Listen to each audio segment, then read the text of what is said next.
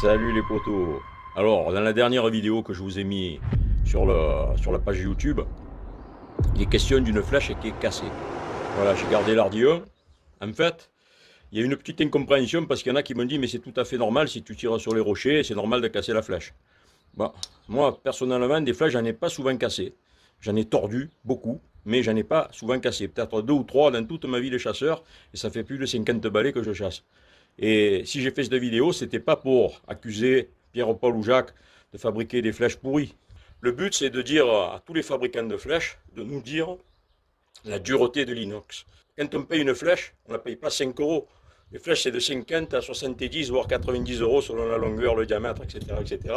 Et si on la paye ce prix, qu'on accepte de le payer ce prix, c'est qu'il y a une technologie derrière. On paye cette technologie. Et les fabricants de flèches, ils auraient à gagner de nous dire de l'inox mou, tendre ou dur. Il faut savoir que l'inox, il y a trois ou quatre catégories. Alors, c'est pas moi qui ai inventé, hein, je suis allé voir sur le net. Il y a 4 catégories d'inox en Europe.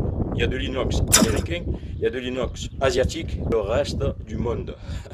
Voilà, donc il y a toutes sortes d'inox. Que l'inox, c'est pas quelque chose qu'on va extraire dans la colline ou dans le sol. Et hop, on a de l'inox, sinon je n'aurais pas ce comportement, je ne ferais pas d'intervention. L'inox, on le fabrique. C'est un métal qui est fabriqué avec toutes sortes de métaux. Il y a même du titane, tu apprends qu'il y a du titane, tu apprends qu'il y a du cobalt, tu apprends qu'il y a du carbone dedans, etc., etc. Et en fonction, il y a des taux qui font varier la dureté de l'inox. Et oui, et voilà. Et donc, si on met trop de carbone, il est plus cassant.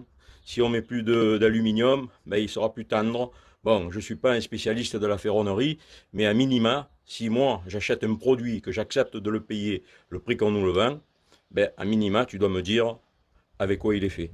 Les grands fabricants français, ils gagneraient, on achèterait moins de merde, et nous, on choisirait la flèche qui nous intéresse. Parce qu'il faut savoir que cette flèche, j'avais utilisé sa sœur jumelle pendant 1 an et demi, j'avais eu aucun problème, j'avais trouvé même excellente, et je m'étais précipité sur le net pour acheter la deuxième, totalement la même.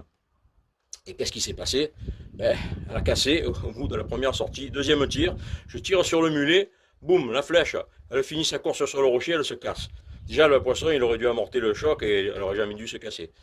Parce que si j'avais su, ben, cette flèche, je m'en serais servi pour faire exclusivement de l'agachon en pleine eau. Et je l'aurais toujours. Voilà. Si tu me dis à quoi elle sert, la flèche, eh ben, moi, je sais m'en servir.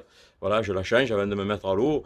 Voilà, parce que si je pêche à trou ou à l'indienne et que je tire à bout portant du poisson et qu'elle a une chance de casser, ben, si tu me le dis pas, je peux pas le savoir. Voilà. Faites des flèches et expliquez-nous avec quoi elles sont faites et on y gagnera. Allez, ciao, ciao.